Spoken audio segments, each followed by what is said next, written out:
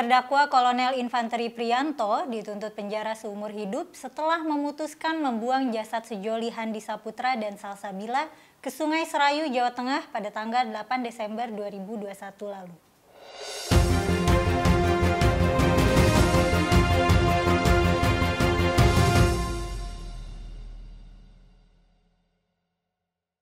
Penasehat Hukum Kolonel Priyanto, Letda Alexander Sitepu, membacakan pledoi di Pengadilan Militer Tinggi 2 Jakarta pada tanggal 10 Mei 2022 lalu. Ia menjelaskan dalam pledoinya bahwa Priyanto mengalami kepanikan karena dua anak buahnya, Koptu Ahmad Soleh dan Kopda Andreas Dwi Atmoko, yang terus berbicara setelah menabrak Handi dan Salsa di wilayah Nagrek, Bandung, Jawa Barat. Peristiwa ini terjadi pada tanggal 3 Desember 2021 lalu. 5 hari sebelum kecelakaan, Kolonel Infanteri Priyanto yang berada di Jakarta mendapat perintah dari atasannya, yakni Komandan Korem 133 Nani Wartabone, untuk melakukan kegiatan evaluasi bidang intel dan pengamanan di tubuh TNI AD yang berlangsung pada tanggal 6 hingga 7 Desember 2021. Setelah mengikuti kegiatan, Priyanto meminta izin ke atasannya untuk menengok keluarganya di Jawa Tengah. Priyanto pergi bersama Kopda Andreas Dwi Atmoko dan Koptu Ahmad Soleh dan melakukan perjalanan menuju Jawa Tengah lewat jalur selatan.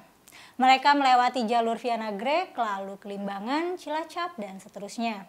Pada saat itu, korban berboncengan sepeda motor Suzuki Satria FU dari arah berlawanan.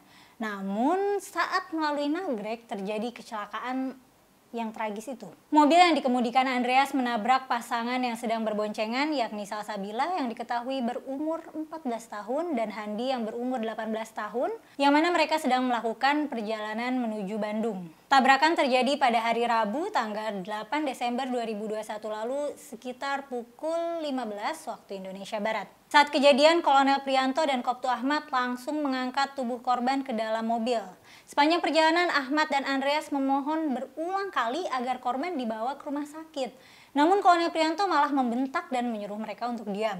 Kolonel Priyanto kemudian mengarahkan mobilnya ke arah Jawa Tengah.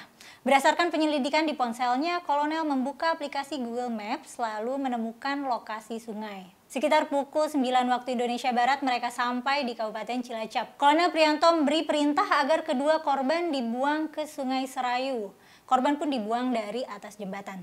Priyanto kemudian memberi perintah selanjutnya agar Ahmad dan Andreas bungkam. Mereka diminta menutup rapat-rapat kejadian itu agar tidak ada satupun orang yang tahu. Priyanto sendiri tidak melaporkan kejadian tersebut ke atasannya. Priyanto mengatakan ia menghilangkan nyawa korban dalam suasana tidak tenang. Suasana batin Priyanto pada saat itu dalam keadaan panik, tegang, dan kalut. Menurut Alexander, hal itu juga diiringi dengan perasaan takut dan khawatir terhadap nasib kedua anak buah Priyanto. Dalam persidangan pada tanggal 23 Maret 2022 lalu, salah satu saksi, Tirwan Suranto, bercerita mengenai penemuan jasad Handi. Triwan yang merupakan penambang pasir itu mengaku menemukan jasad Handi di tepi Sungai Serayu, Jawa Tengah pada tanggal 11 Desember 2021 lalu dalam kondisi sudah tidak bernyawa serta masih menggunakan pakaian lengkap. Dalam persidangan juga diungkapkan bahwa keduanya ditemukan pada tanggal yang sama, yakni 11 Desember 2021. Jasad Handi dan Salsabila ditemukan terpisah sejauh 30 km. Handi ditemukan di aliran Sungai Serayu, sedangkan Salsabila ditemukan di muara Sungai Serayu. Menurut hasil otopsi yang berlangsung pada tanggal 13 Desember 2021 di Rumah Sakit Umum Daerah Profesor Dr. Margono Soekarjo, jasad Handi pada saat dibuang ke sungai masih dalam keadaan hidup. Hal ini dijelaskan oleh ahli forensik Dr. Zainuri Samsu Hidayat bahwa ditemukan air pada rongga pernapasan.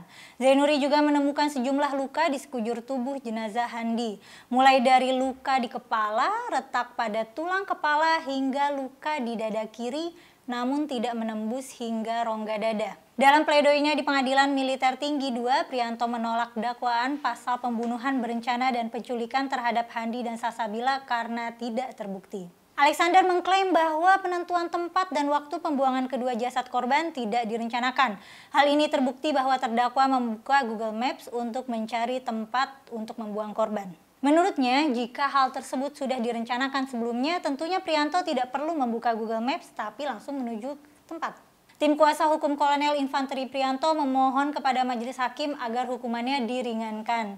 Ia juga meminta hakim melihat pengabdian Prianto untuk Negara Kesatuan Republik Indonesia dalam Operasi Seroja di Timur Timur. Prianto mendapatkan tanda jasa setia lencana kesetiaan 8 tahun, 16 tahun, 24 tahun, dan setia lencana Seroja. Alexander juga mengatakan terdakwa sangat sopan dan sangat mengindahkan tata krama militer, sangat berterus terang, tidak bertele-tele, dan sangat kooperatif selama persidangan.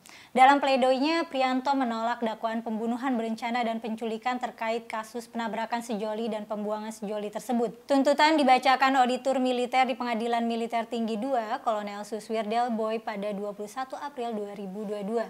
Prianto dinilai terbukti secara sah dan meyakinkan bersama-sama melakukan tindak pidana pembunuhan berencana, melakukan penculikan, dan menyembunyikan mayat.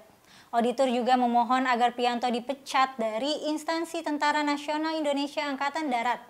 Hal yang memberatkan, terdakwa dinilai melakukan tindak pidana melibatkan anak buahnya. Pada kasus ini, Prianto dituntut penjara seumur hidup. Selain itu, Prianto juga dituntut pidana tambahan berupa pemecatan dari dinas kemiliterannya di TNI. Prianto dinilai telah melanggar pasal primer 340 KUHP tentang pembunuhan berencana, Jo pasal 55 ayat 1 KUHP tentang penyertaan pidana, subsidiar pasal 338 KUHP tentang pembunuhan, Jo pasal 55 ayat 1 KUHP, subsidiar pertama pasal 328 KUHP tentang penculikan, jungto pasal 55 ayat 1 KUHP, subsidiar kedua pasal 333 KUHP kejahatan terhadap kemerdekaan orang, jungto pasal 55 ayat 1 KUHP, subsidiar ketiga pasal 181 KUHP tentang mengubur, menyembunyikan, membawa lari atau menghilangkan mayat dengan maksud menyembunyikan kematian, Jo pasal 55 ayat 1 KUHP. Segitu dulu ya pembahasan kali ini. Menurut kalian gimana nih tentang pidana yang dijatuhkan terhadap Kolonel Prianto?